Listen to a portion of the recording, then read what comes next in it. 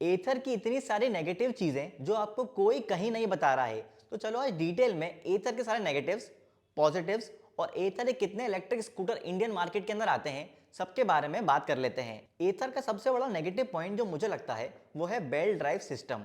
एथर 40X के कुछ owners ने बताया था कि उनके व्हीकल का बेल्ट जो है वो एक बार टूट चुका है, और ऐसा भी था कि एथर 40X का एक प्रोडक्शन बैच था पूरा, जहां पे बहुत सारे व्हीकल ओनर्स के बेल्ट जो हैं वो टूटे थे।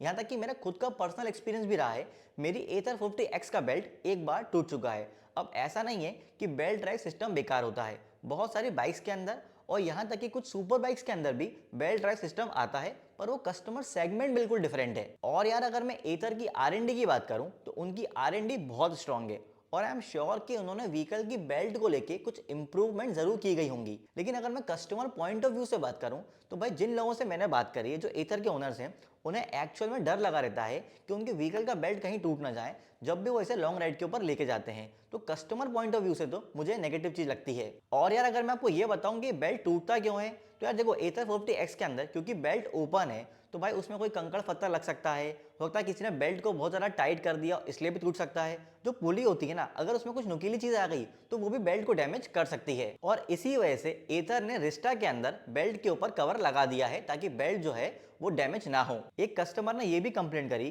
कि उनकी व्हीकल का बेल्ट टूट गया था और सर्विस सेंटर के ऊपर बेल्ट अवेलेबल ही नहीं था, तो उनकी व्हीकल बहुत दिन तक घर पर ही खड़ी रही। और एक कस्टमर के साथ ऐसा भी हुआ कि उनका एथर का बेल्ट जो है वो बीच रास्ते में टूट गया और वो सर्विस सेंटर से काफ़ी दूर थे, तो उन्होंने बाहर की जो हार्डवेयर शॉप होती है वहां से एक बेल्ट खरीद लिया, उनको सस्ता भी पड़ा और उन्होंने वो बेल्ट लगवा लिया अपनी एथर के अंदर।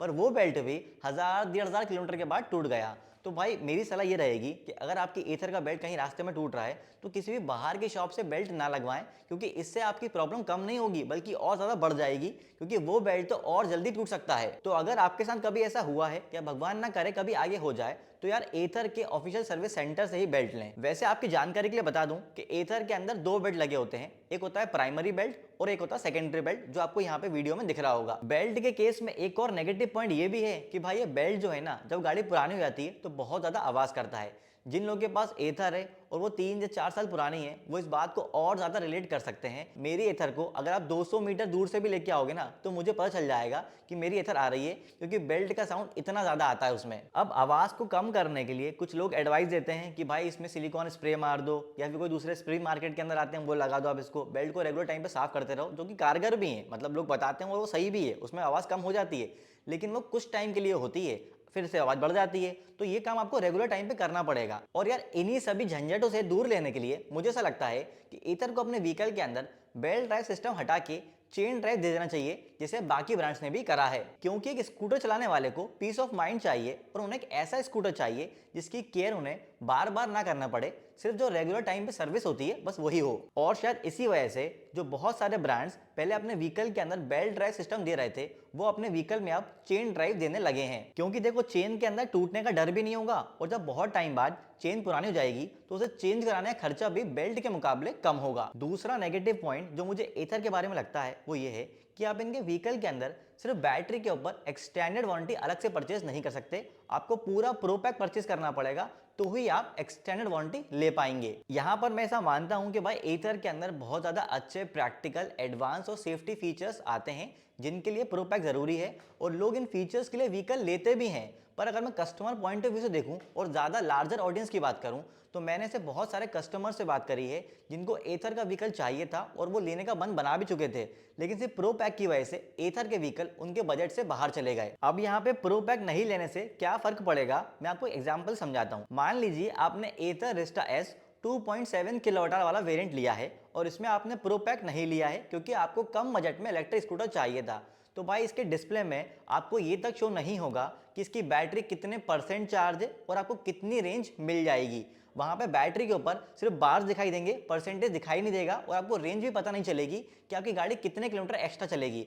अब सोचिए ये बेसिक चीज भी आपको प्रो पैक लेने के बाद ही मिलेगी, नहीं तो इसका डिस्प्ले जो है वो बिल्कुल बेसिक सा होगा, जो आपको कोई डिटेल में बताएगा ही नहीं। जबकि बाकी ब्रांड्स के अंदर ऐसा नहीं होता है, अगर आप कोई पैक नहीं भी लेंगे तो भी बैटरी कितनी चार्ज है और कितनी रेंज मिल रही है ये तो आपको पता लग ही जाता है। तो यार मेरे हिसाब से यहाँ पे एथर को ऐसा करना चाहिए कि जो बेसिक चीजें हैं ना, ये बिना प्रो पैक के भी दे देना चाहिए, और कुछ ऐसे कस्टमर्स जिनको कम बजट में इलेक्ट्रिक स्कूटर चाहिए, उनको फीचर से ज़्यादा लेना देना नहीं है, पर उनको बैटरी के ऊपर एक्सटेंडेड वारंटी चाहिए, तो एथर को ऐसा करना चाहिए कि वो बिना प्रो पैक के भी एक्सटेंड वारंटी परचेस कर सकें। अगला नेगेटिव पॉइंट जो एथर के यूजर्स ने रिपोर्ट करा है वो है डिस्प्ले का फ्रीज हो जाना।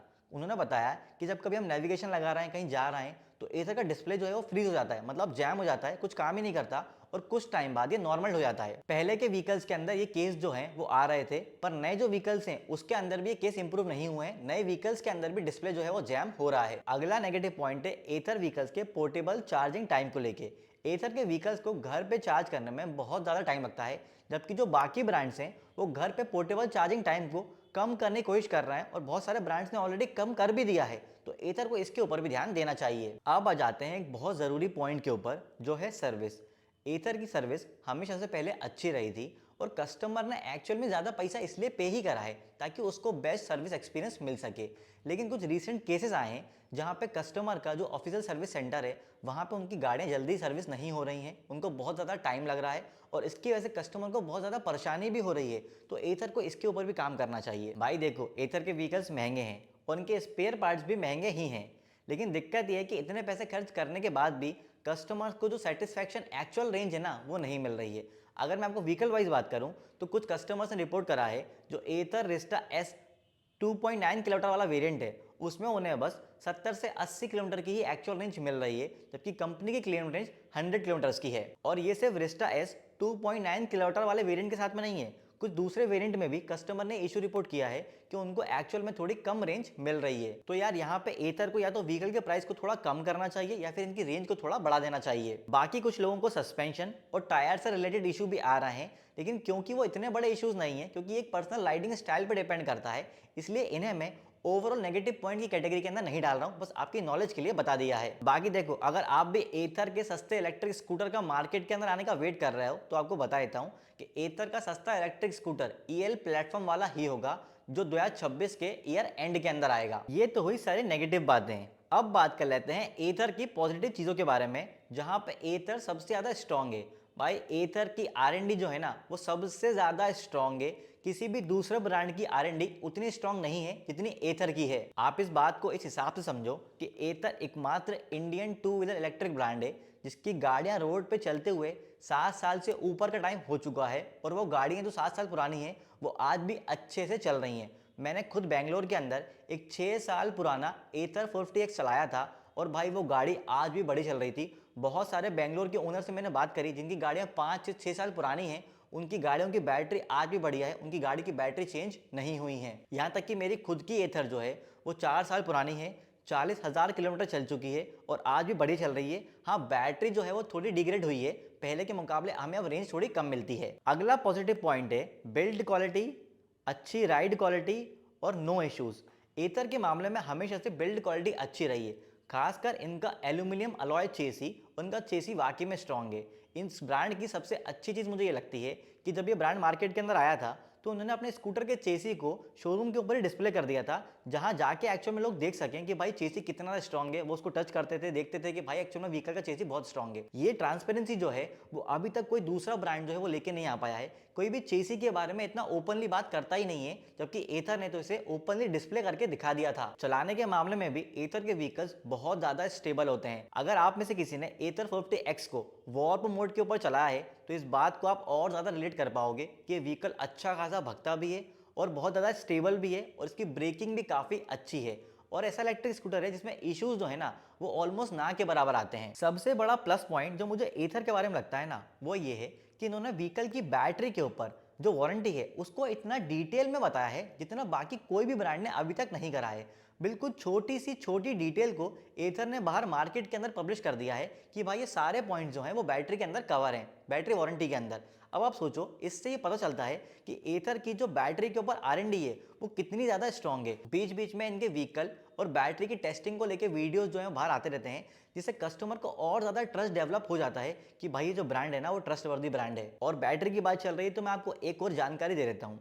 एक भी केस अभी ऐसा कस्टमर द्वारा रिपोर्ट नहीं हुआ है एथर के लिए जहां पे कस्टमर के व्हीकल बैटरी के अंदर आग लग गई हो। इस बात से आप समझ सकते हैं कि इनका व्हीकल जो है वो कितना ज़्यादा सेफ है। अगला पॉजिटिव पॉइंट है एथर के जो सारे व्हीकल्स हैं वो फास्ट चार्जिंग को सपोर्ट करते हैं और फास्ट चार्जिंग का सबसे बड़ा बेनिफिट ये है कि वो रेंज एंजाइटी को बहुत हद तक सॉल्व कर देता है, क्योंकि आपको पता होता है यार वहाँ फास्ट चार्जर लगा हुआ है, मैं चला जाऊंगा कुछ 10-15 मिनट व्हीकल चार्ज करूंगा और मुझे 15-20 किलोमीटर की रेंज जो है वो मिल जाएगी। और एथर के बारे में जो सबसे अच्छी चीज़ मुझे लगी है, जो बाकी ब्रांड्स होते हैं वो बड़ी सिटीज़ के ऊपर ध्यान देते हैं, लेकिन एथर ने ऐसा नहीं किया है।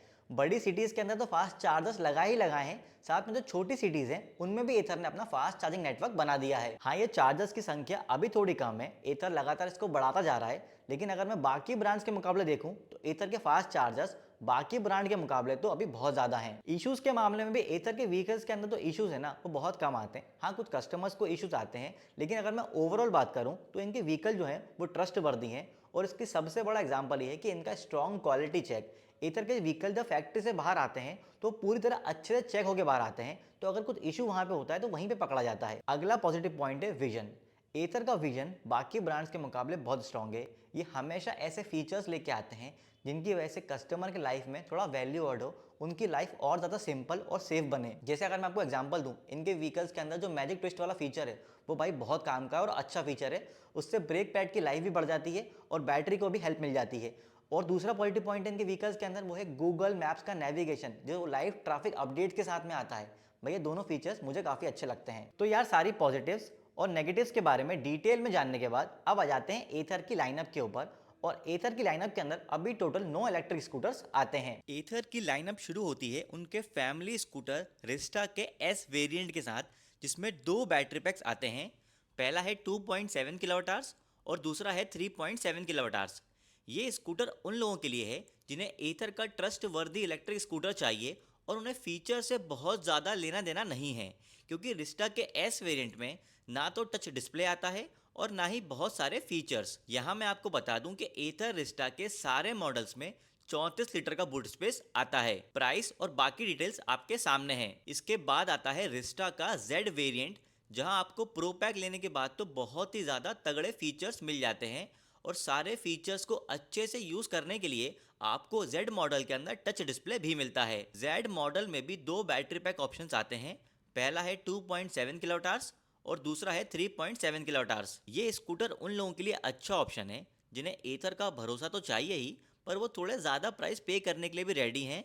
और इसमें कुछ बहुत ही काम के फीचर्स भी हैं, जैसे स्किड कंट्रोल, मैजिक ट्विस्ट और भी बहुत सारे फीचर्स हैं। इसकी लिस्ट आपके सामने है। इन दोनों ही बैटरी पैक वेरिएंट्स की बाकी सारी डिटेल्स आपके सामने दी हुई हैं। इसके बाद आता है एथर का 450S मॉडल।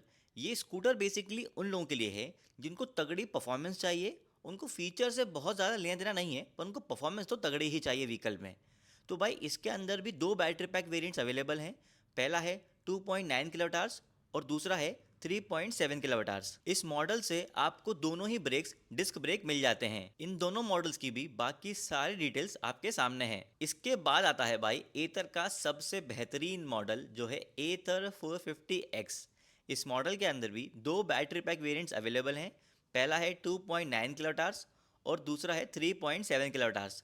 भाई ये स्कूटर उन लोगों के लिए है जो थोड़ा ज़्यादा प्राइस पे करने के लिए रेडी हैं, जिनको परफॉर्मेंस भी तगड़ी चाहिए और उनको फीचर्स तो भाई बिल्कुल ही नेक्स्ट लेवल चाहिए, क्योंकि भाई एथर के इस वेरिएंट के अंदर तो तगड़े, बहुत ही तगड़े फीचर्स दिए हुए हैं। इसमें आपको 7 इंच का टच डिस्प्ले मिलता है। इसमें अगर आपने प्रो पैक ले लिया तो भाई उसके बाद तो इसमें आपको pothole alert, cricket scores on dashboard, crash alert, vehicle lock safe, live location sharing और भी बहुत सारे इंटरेस्टिंग फीचर्स मिल जाते हैं। हाँ, लेकिन ये बात ज़रूर है कि अगर आपको ये सारी चीज़ें चाहिए तो आपको इसके लिए अच्छा खासा प्राइस भी पे करना पड़ेगा। और एथर की लाइनअप के अंदर नवा और आखिरी मॉडल है एथर 450 एपेक्स, जो एथर का अभी तक का सबसे प्रीमियम इलेक्ट्रिक स्कूटर है। भाई इस गाड़ी का जो प्राइस है ना वो बहुत महंगा है। एक्स शोरूम में इसका 1,85,000 रुपये है और इसके अंदर प्रो पैक जो है वो ऑलरेडी इंक्लूडेड है। इसकी सबसे खास बात यह है कि इसके अंदर इनफाइनाइट क्रूज कंट्रोल आता है और एथर का क्रूज कंट्रोल जो है ना भाई वो सबसे अलग है। और इसके अंदर वार्प प्लस मोड आता है, मतलब ये स्कूटर और तेज भगता है। अब मैं आपको एथर की लाइनअप के अंदर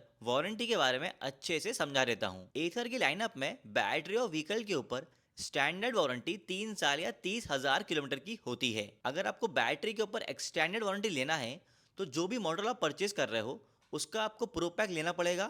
तो आपको बैटरी के ऊपर 5 साल या 60,000 किलोमीटर की एक्सटेंडेड वारंटी मिल जाएगी। और अगर आप प्रो पैक लेने के बाद 5,000 रुपये एक्स्ट्रा पे करते हो तो बैटरी के ऊपर आपको 8 साल या 80,000 किलोमीटर की एक्सटेंडेड वारंटी मिल जाती है। तो भाई ये तो थी एथर की पूरी जन्म कुंडली, उनके पॉजिटिव्स, उनके नेगेटिव्स और उनकी पूरी लाइनअप की डिटेल्स। अगर आपको कुछ भी एक्स्ट्रा जानना है तो कमेंट करके हमसे पूछ सकते हैं, और अगर आपके माइंड में कुछ एक्स्ट्रा पॉजिटिव या नेगेटिव है तो बिल्कुल कमेंट करके बताएं ताकि सब लोगों की हेल्प हो सके। बाकी इलेक्ट्रिक गाड़ी के ऐसे ही डिटेल वीडियोस के लिए दिल टू बाइकर को सब्सक्राइब कर लीजिए।